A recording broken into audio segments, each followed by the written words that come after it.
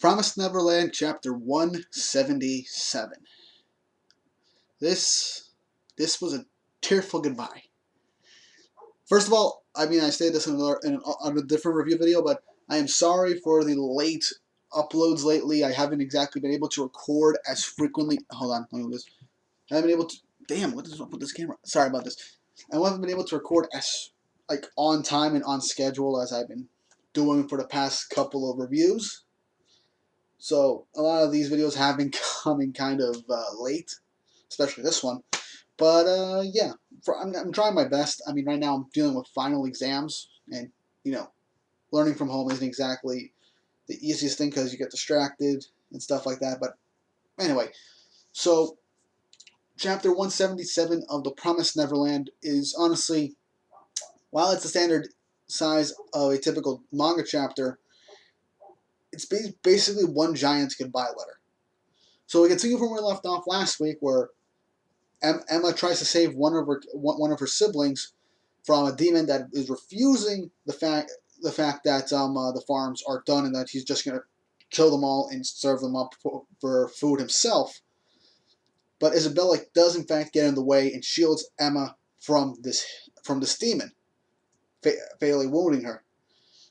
So as Isabella is in fact holding the demon there, and the demon is trying to move her away or try and get her killed quickly so we can get the rest of the kids. One of the Imperial soldiers arresting everyone in the farms that are responsible, does in fact kill this demon, and then Isabella falls to the ground. Then all the Gracefield kids surround her, trying to tell her that she'll be okay, she can pull through this. Don't worry, you'll be all right. And the rest of this chapter is basically Isabella apologizing to all of them for everything that she's done, for for preparing them to be eaten by the demons, for not being strong enough to survive on her own, and putting the burden that she had on herself to others, stuff like that. It's one giant goodbye. She's crying, they're crying. She's saying that she does love them all and she's proud of them.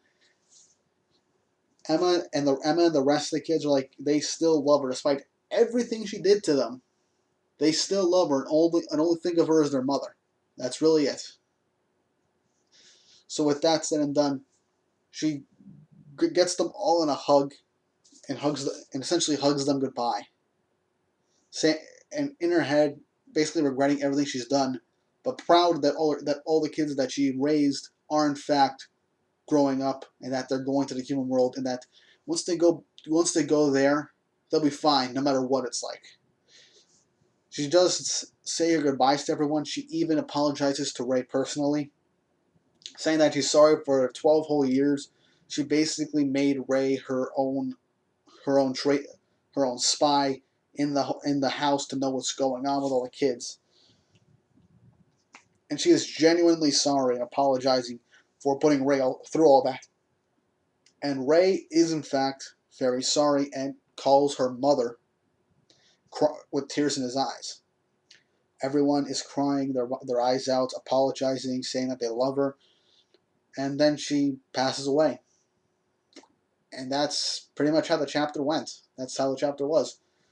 There was a lot of dialogue in this chapter, which was Isabella's inner thoughts.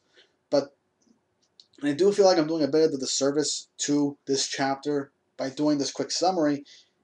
It's better if you read it yourself. It really does hit home, because while Isabella did essentially give up on, trying to escape the farms when she was a little girl, and ended up becoming a mother to do what happened to the children, what happened to her, and send them off to the demons to be eaten. It does show that she's regretted every single instance of it, even though we already know this. But we see the full extent of her regret. The very last moment of the chapter is her having a flashback to when Ray, Emma, and Norman were children, and was carrying them, hugging them, playing with them, taking care of them. It really shows how much this character cared about all the kids that she's been looking after, treating them like her own flesh and blood. That's kind of what it is. Being a mother in those farms, They all, despite, well, uh, despite losing all hope and stuff like that, they do genuinely start to care about the kids that they're looking after. It's shown by the other sisters and mothers that Isabella rallied to take down the farms, to rebel against the Roundtree clan and the demons. And seeing Isabella, the first main villain of the Promised Neverland, show her how she truly felt was great. Brought her character full circle, and it's, as much as I hate to see her go, it is a proper way to say goodbye to a character like Isabella. But with all that said and done, another good chapter for the Promised Neverland. With a major character death right now, I do see this ending relatively soon, but there's still no word on how many chapters are left for the Promised Neverland. This is the ending stretch apparently, but there's no real way of telling. That's the one thing I don't like.